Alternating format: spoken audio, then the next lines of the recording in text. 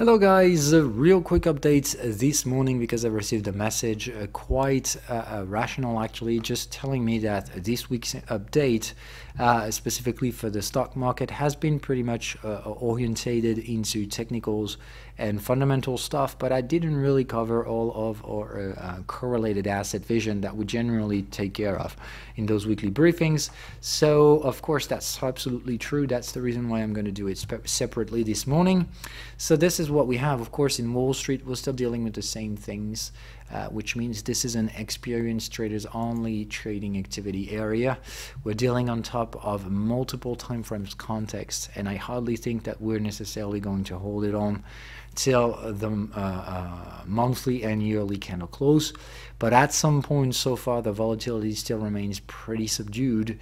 And even though I forecasted a probable bearishness to come for December, so far the only thing we have is just non-existent volatility, totally shrinked things, and just as usual, the same old stupid stuff in which dumb money is going against these markets.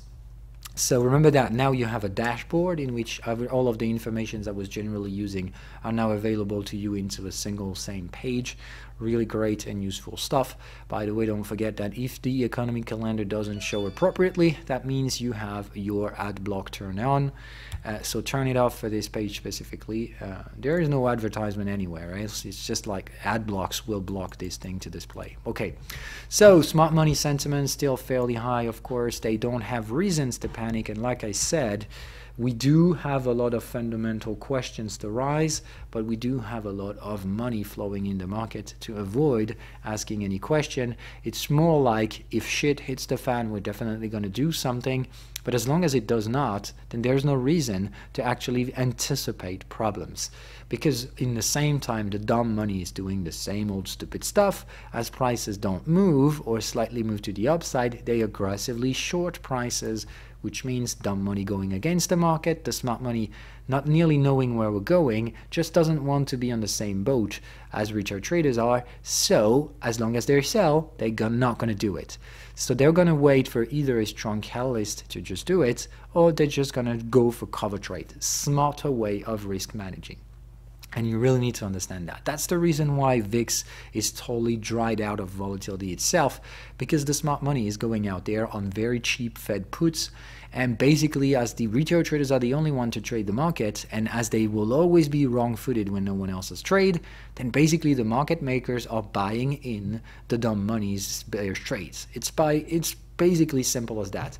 And in the same time, smart money is taking some real tiny cover trades on derivative assets, and they create a short on volatility themselves. So it's pretty much the usual stuff. We don't know where to go, but we'll just go against those who dumbly trade the market.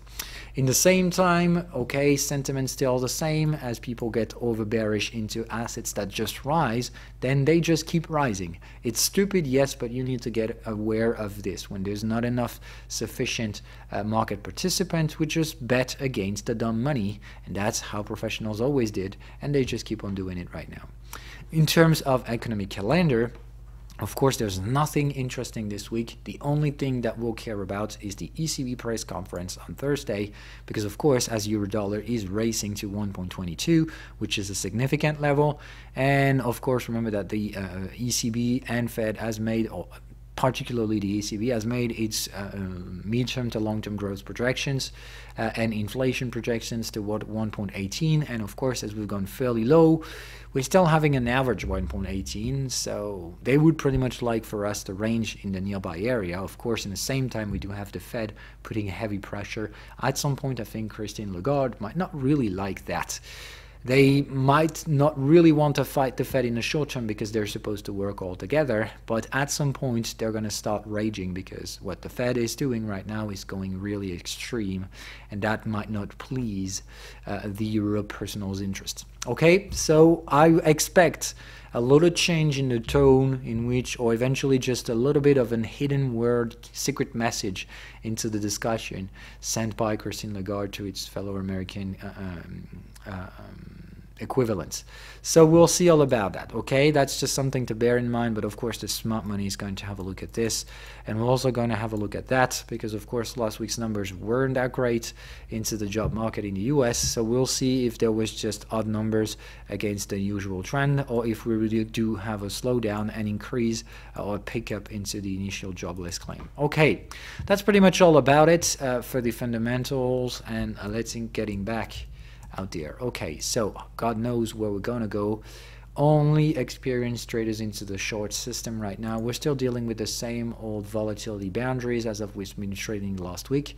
So God knows what's happening. We do have a volatility contraction in here. So either we fuck it all out and we're gonna have volatility, or once again, the limited volatility and the bearish retail traders means we're just gonna fuck up this area with a limited volatility and just keep pushing by pushing out the retail traders. Basically, they're short sell, they're going to have to buy themselves out. So let's just trend. Okay, remember that this is a pattern we've seen multiple times in the past, not to mention the latest few years. And even though I think the background context has now changed, I can't tell for sure. So I'm not going bearish earlier this week, even though we started the week in a pretty negative bias with Nikkei and Chinese indexes retracing to the supports, but it is a global positive vision everywhere else, and we still have very limited signals, only profit-taking signals with a fairly limited volatility on every of the available time frames. So are we going to surge to this 3750 area I talked about? I still don't know. We're still facing heavy trendline resistances. We don't have any positive news to actually significantly break through these, but just like I said, there's no bad news either to support retracements, and more than that, there is a shit ton of retail traders going against these trends and just fueling them to go against. So it's really all about that. As long as nothing goes against the plan with a significant volatility burst, then why would the smart money anticipate bearish trades? They just cover for the potential risk and wait to either have some real risk to price in, or just let the dumb money trade and they'll just go the opposite direction, or the market makers will just go in the opposite direction. Okay, that's pretty much all about it. But what I wanted to talk about is these derivative things. What really matters to me is the fact that we might be going against the 100% limit this week.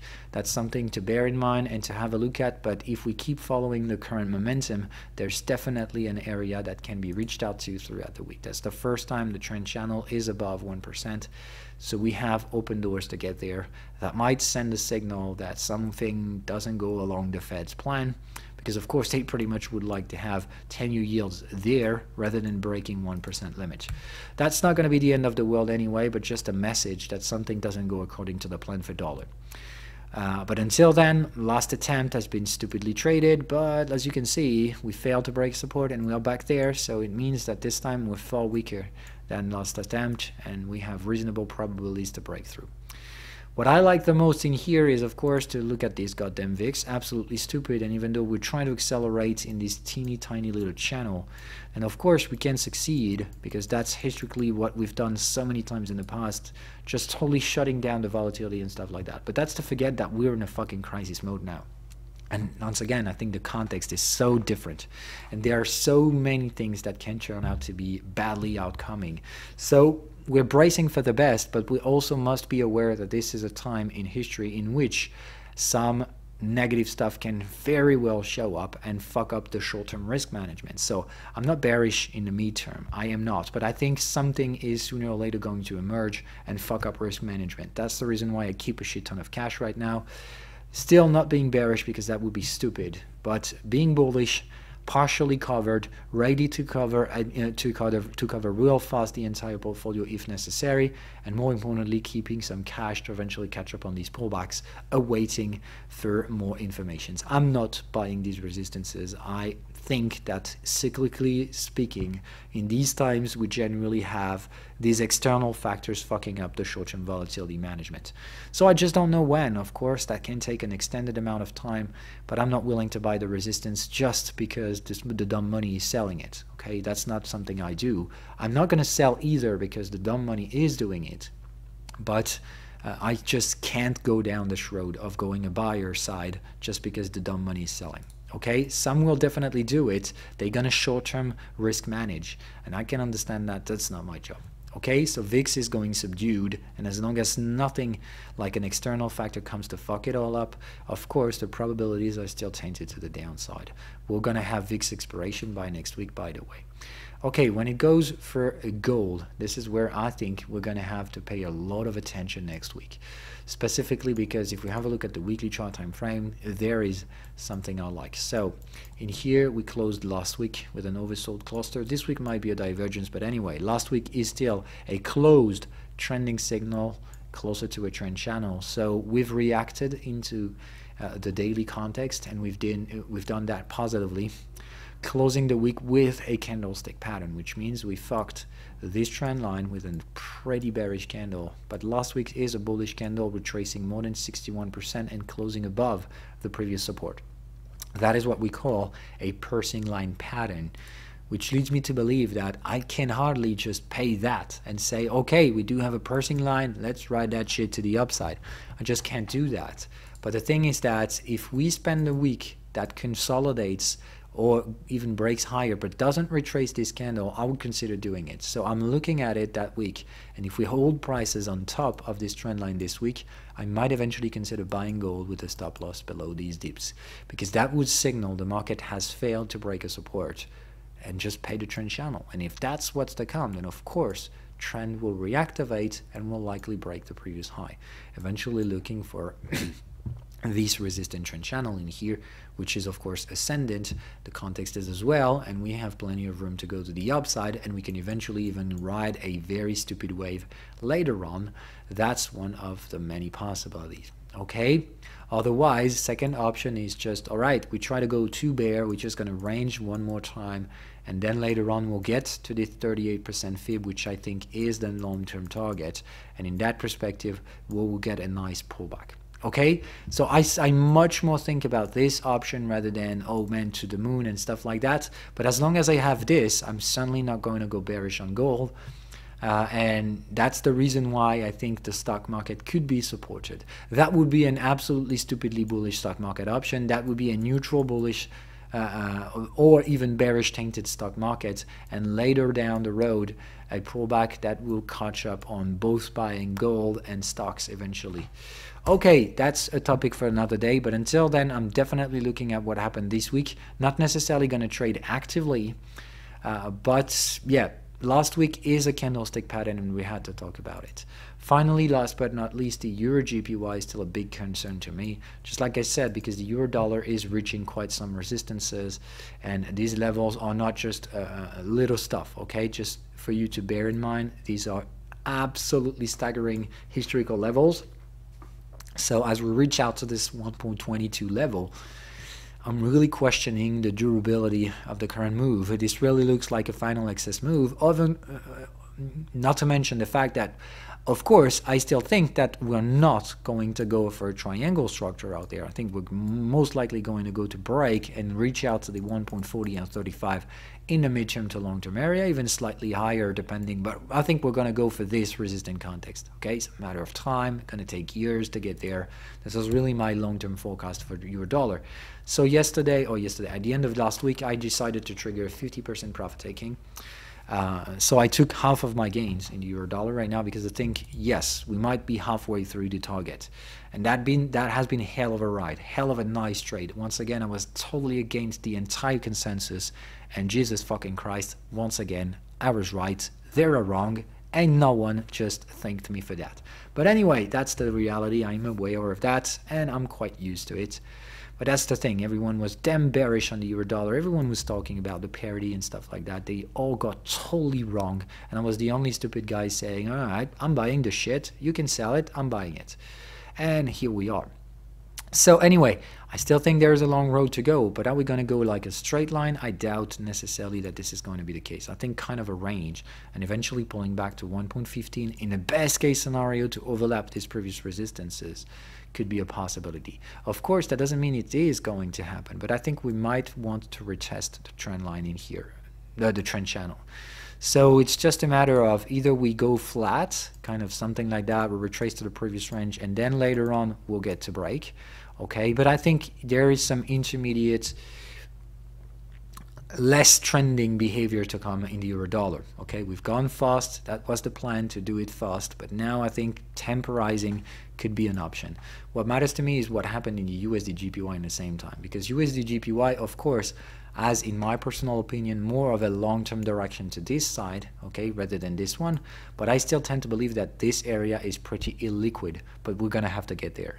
My personal assessment is that I still remember the 2019 drops and stuff like that, and I think there was just a warning that about something that is going to be similar but in a deeper perspective. I still believe that USD JPY might be going down this road, rapidly reintegrate, and later on trigger the trend. Okay, so that is my personal feeling. That's the reason why this, even though it's painfully long, just reminds me so much of the euro dollar. I think that this thing, before bursting to the upside, will have to crash out, and then we'll have the trend. So that's the reason why I have goddamn hard time trying to figure out what the EURJPY is going to be made out of. Basically, in order to figure this one out, I took these prices and reversed them, because I so goddamn remember trading this area.